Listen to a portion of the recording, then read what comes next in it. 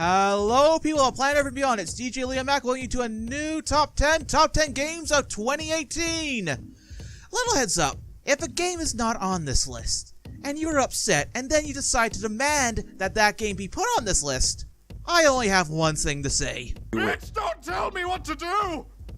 Well, with that out the way, let's get the Top 10 started, shall we? Hit the intro! 3, 2, 1.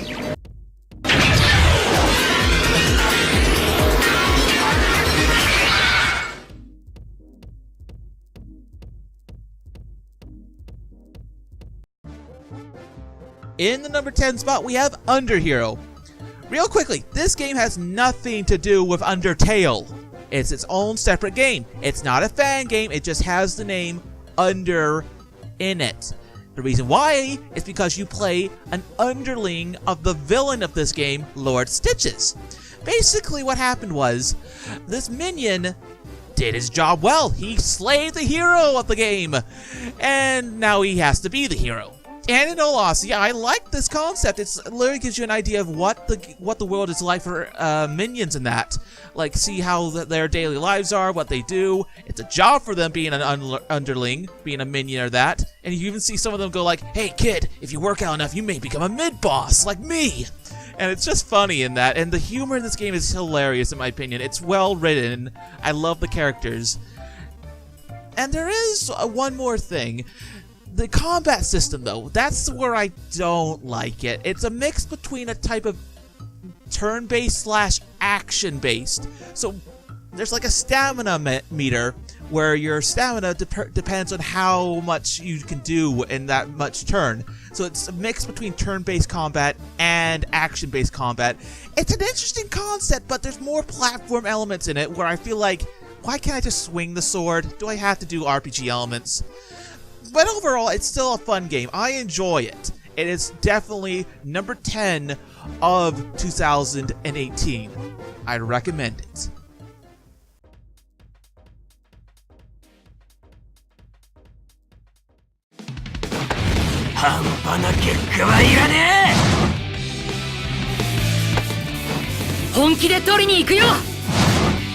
In the number 9 spot, we have My Hero 1 Justice. Now, real quickly, I am a huge My Hero Academia, or Boku no Hero, as people like to call it. I don't like calling it that because it reminds me of Boku no Pico. Do not look that one up. It is horrible. My Hero 1 Justice is a really, really fun fighting game. Now, there is a story mission part that follows the first season and the second season within the first season. That first season bit being the sports festival arc. Brain couldn't think there for a minute. I do enjoy it. The combat is a mix between something of Naruto Ultimate Ninja Storm, which I enjoyed a lot, so I enjoyed this. There is no English voice acting, but again, it's okay because it's a fighting game. You want it for fighting, you don't want it for the story. The combats are good. It's a lot of fun. My only gripe is the online bit where I have to go up against a Japanese player. They fuck me up. Like, here's a before shot, and here's an after shot. Not a pretty picture, is it? But yes, in the number 9 spot is My Hero 1 Justice. And it's definitely my fighting game of the year. Oh yeah.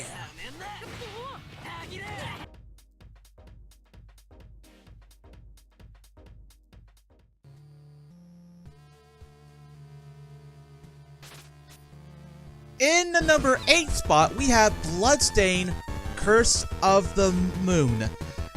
Now, I really, really like Castlevania, and I've been missing Castlevania for the longest time.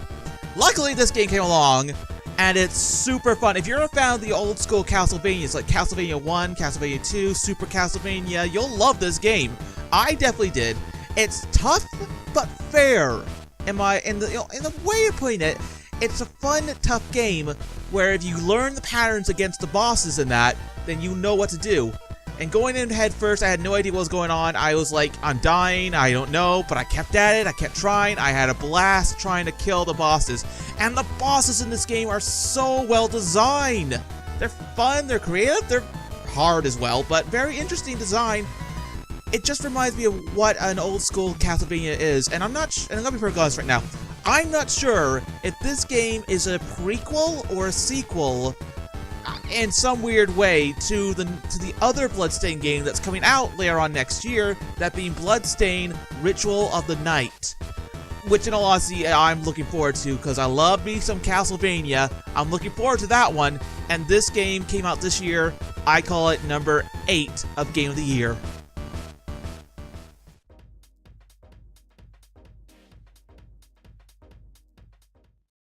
For pen and gold, death had a strange flip side. Literally. Welcome to the other side. Well, if you're here, you're most likely dead. In the number 7 spot, we have Flippin' Death. Okay, now this is going to be very interesting, because this game was made by the same developers of Stick It to the Man, a game I loved back from 2013. I think that's when that came out. Not 100% sure on that one, but Flippin' Death is done by the same developers of that game. It's done the same art style, and it's just a lot of fun. It's a clever humor type of game where puzzles are your main method, and the plot is basically this. Demons aren't allowed on this level. Oh, I'm not a demon. I'm actually just... Oh my gosh, the temp I ordered. Finally! The temp? The temp! Finally, after 1,825,911,238 hours without a break, I get a vacation! Oh, the moon, here I come! The moon? You've never been? It's the one place near Earth where nobody has ever died. No ghosts, no demanding restless spirits, just a peaceful wasteland of rest, relaxation, and rock collecting that's over 300,000 kilometers from the nearest soul. Can't wait. You'll need this scythe. Okay. And this cloak, company policy. But... And I'm sure Lady Eldergo can provide any training you need. She clearly believes she knows what's best for everyone. Why you insolent. Well, goodbye. Death is going on vacation. You died. Okay, I'm dead. Now what? I tried to talk to Death, and he's like, oh, are you my new temp? Here's my scythe, here's my cloak, now you're Death. I'm going on vacation. That's basically the plot. Death goes on vacation to the moon of all places, because no one's ever died there yet. But he's gone on holiday, and he's left you in charge, and now you, the player, are left to reap the souls of the living or undo the wrongs of the dead. Basically, you have to do the unfinished business of the ghosts that you're talking to by possessing the people in order to solve puzzles. And it's very creative in that. I loved how you could use one character in the part of the living world to interact with the dead world and vice versa. It was a lot of fun, clever humor, and I will always look forward to whatever these devs decide to make. In the number 7 spot, Flippin' Death.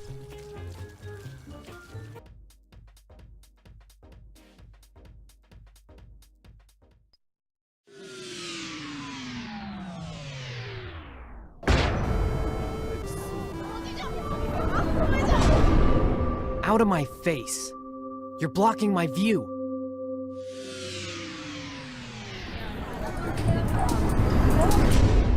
Shut up. Stop talking. Just go the hell away.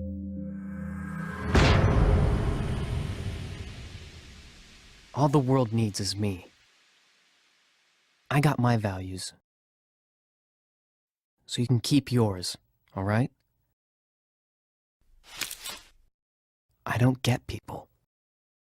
Never have, never will. In the number 6 spot, we have the game that pretty much made me want to get a Switch, The World Ends With You Final Remix. If anyone out there has never played this game, I recommend you go and play it, because The World Ends With You is one of my favorite RPGs on the Nintendo DS. It is literally one of my favorite games to ever play. It's got a manga-style art style, and you look at the characters, you're like, I've seen those somewhere before.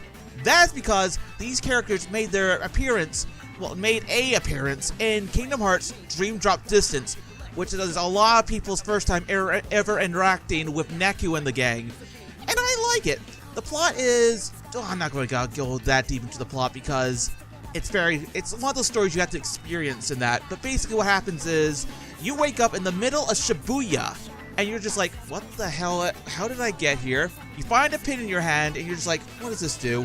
You can read minds, and now you have to stop these monsters called Noise. And I just find this game so entertaining. I know it's a remake, but it came out this year. I love The World Ends With You, and it's one of the main reasons why I bought a Nintendo Switch. Not to mention, this game also has an extra bit, a bonus part to it, which adds more on. I really want this game to have a sequel. It's one of the games I wish had a sequel. Square Enix, get on the sequel wagon. Please, you make sequels for Final Fantasy like there's no tomorrow. Make this game have a sequel, please. There is one gripe I do have with the Switch version. That's the combat. Now, the combat is done a lot more differently than it was on its Nintendo or iPhone version. You basically take the Joy-Con controller and swipe it around like a Wii remote. I find this kind of annoying because on the Switch, I'm mainly always playing on the go. But it only ever works when I put it down and I have to swipe left and right. So I feel like they were only making this for dock mode when they were in a TV setting. But still, it's a fun game. I recommend The World Ends With You, and by God, it's got some of the best music I've ever heard. It is jammin'! World Ends With You is in the number 6 spot. Please, don't kill me.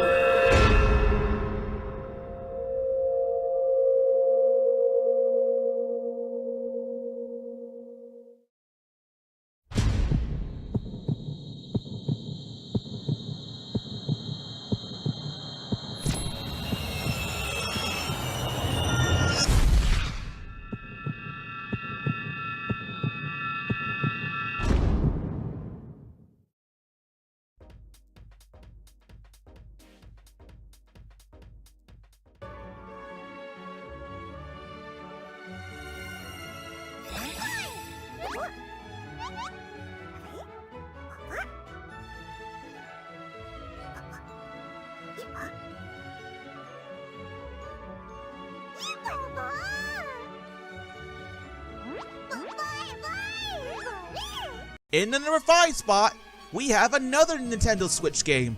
That being Pokemon Let's Go Pikachu and Let's Go Eevee. I am a huge Poke fan.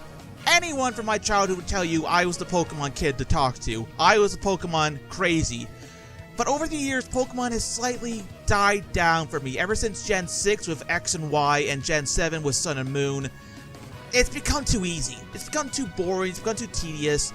But Let's Go Pikachu and Let's Go Eevee is surprisingly so much fun. It's the one game I put more hours into than any of my Switch games. I played it more than The World Ends With You, the main reason why I got a Switch. I love it. If you're wondering which one I went with Let's Go Eevee because Eevee best, Pikachu sucks.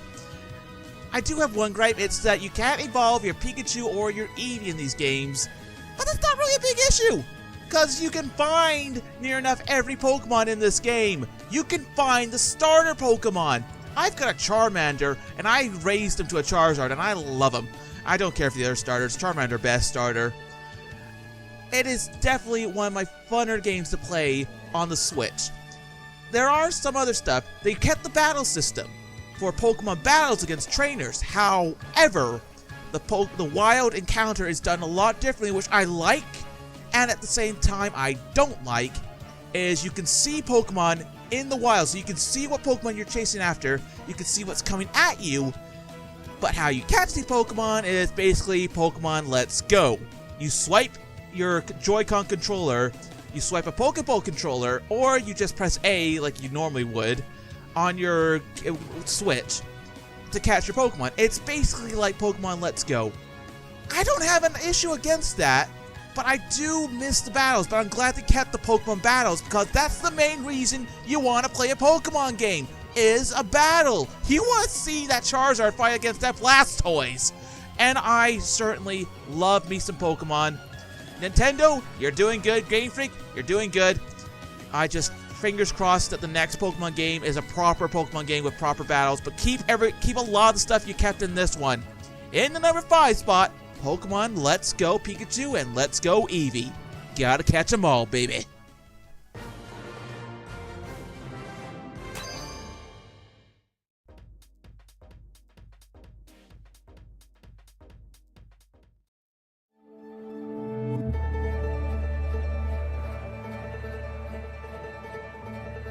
Detroit. This is where it all began. The world's forge. A place where it all started. And it will all end. One error, and I came to life. I stepped out of the darkness, and I opened my eyes. First there was the fear, the light, the noise, the cold, and the fear again. I could feel my hands shaking, my heart pounding in my chest. Life running into my veins. I wanted to live. In the number 4 spot, we have Detroit Become Human. Now, I love David Cage games. He is a golden god of gaming. Every game he's made, Heavy Rain was good. Beyond Two Souls was good. And Detroit Become Human, no exception. It's great. I love it. You play 3 characters. Each character is an android, and you see how they go about their lives. And you understand what it's like to be like an android in that. It's set in a more close future that I really hope is like, give me my androids now. And a lot of it is the androids are your servants, your second-class citizens, and it's very interesting. Connor is an android made for the police, Kara is an android made to look after a little girl, and Marcus is an android made to look after an old man. These are the 3 main characters you play as, and their stories interlock. I love these types of stories because your choice matter in these games. Every little decision, every little thing you do, it determines the outcome of your game.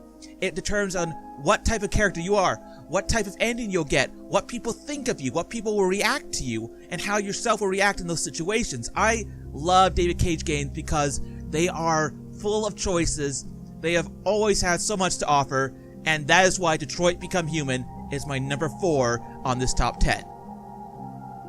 My name is Connor. My name is Marcus. My name is Kara. This is our story.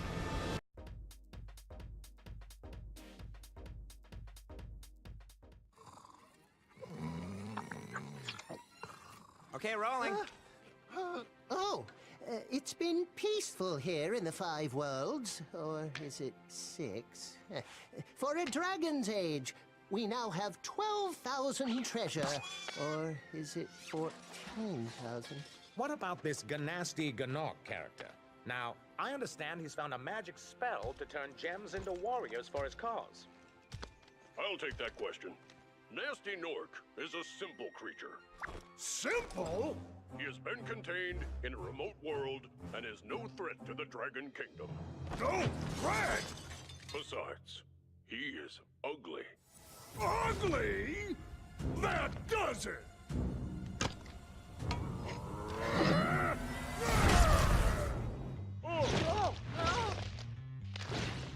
Huh? Looks like I've got some things to do.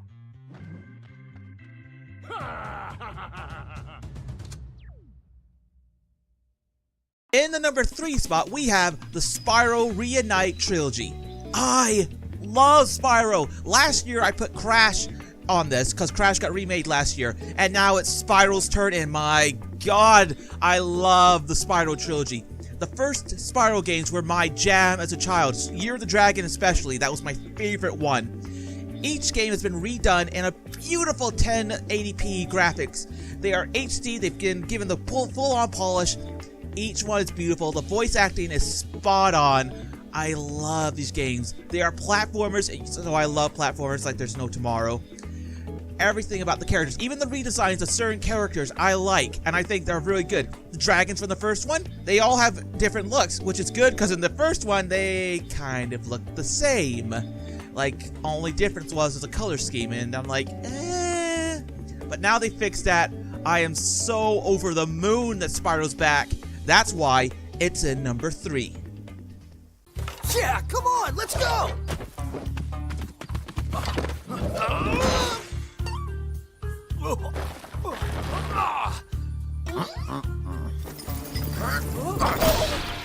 Find the eggs and bring them back, Spyro. You're our only chance. You got it!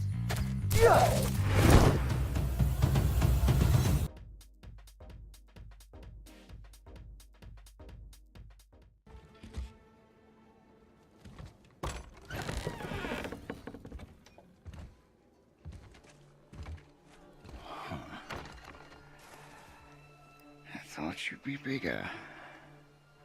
But you're definitely the one. Long way from home, aren't you? What do you want? Oh, you already know the answer to that. Whatever it is you seek, I do not have it. You should move on. And here I thought your kind was supposed to be so enlightened, so much better than us, so much smarter. And yet you hide out here in the woods, like a coward. You do not want this fight. Oh, I'm pretty sure I do.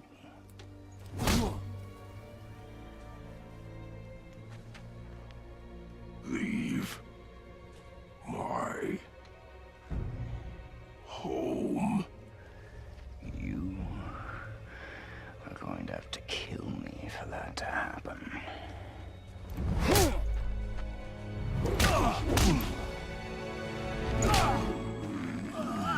I warned you. Finally. In number 2, we have one of my contenders for Game of the Year, God of War for the PlayStation 4. I love the God of War franchises, and this game is so different from them, but I love it. In the first God of War, you played as a mad, crazy man known as Kratos, who was an unstoppable killing machine. In this game, you play as Kratos, but he's more human now. He's less a monster and more of a survivor of what he's gone through. He even has a son in this game, which I'm just like, okay, where are they gonna take this?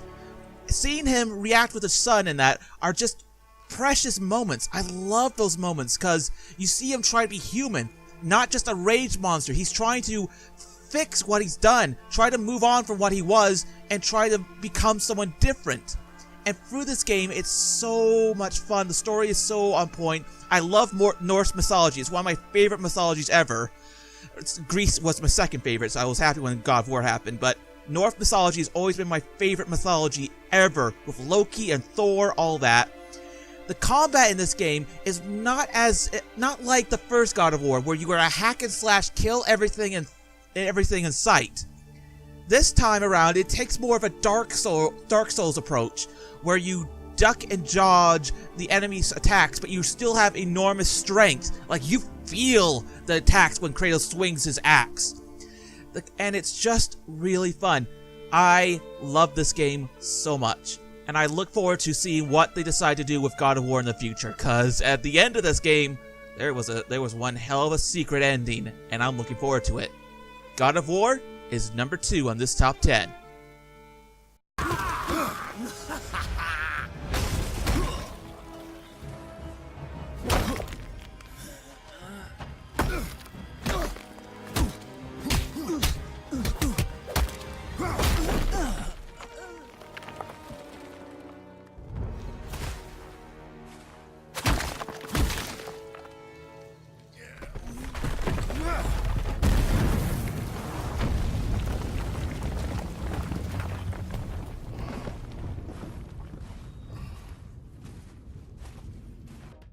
Before we get to number 1, here's some honorable mentions. Alright, moving on.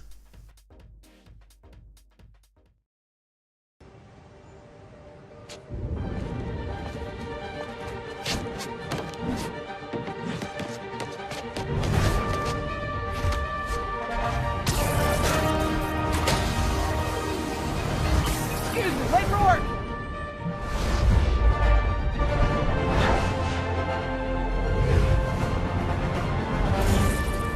Coming through. Looking good, Spidey. Hello, New York!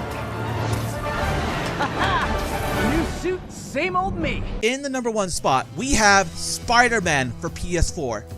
I am a huge Spider-Man fan. My first ever superhero I watched was the Spider-Man cartoon back in the 90s. You know that one with the theme song going wow, wow, wow, wow. I'll play that clip. But I love Spider-Man. He is my favorite character ever. I've always loved Peter Parker. I've loved him as a character. I've loved any game that has involved Spider-Man, even the bad ones. Spider-Man PS4 is a breath of fresh air. I am so happy Insomniac Games got the chance to make this.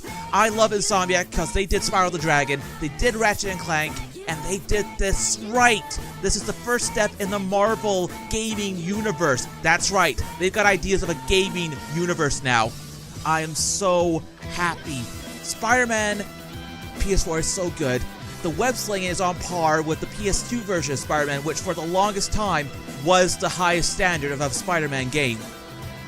The voice acting is top-notch, the little Easter eggs here and there, and the DLC, The City That Never Sleeps, is so good. Each DLC feels like an individual story, which goes straight into another point. The story in the game is so good. It's an original story. There's no tie-ins whatsoever. There's only characters from the comics, and that's it. I love Spider-Man. That's why I put it as #1 of games of 2018.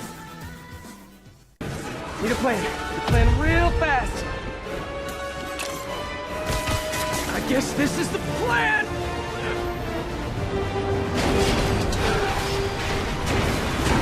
Come on, Pete. You got this. You got this. You got this. You got this.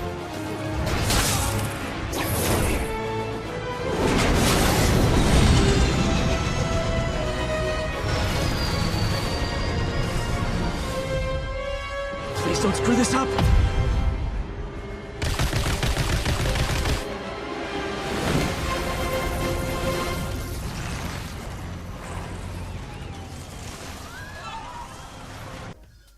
Well, I hope you enjoyed this top 10. I did.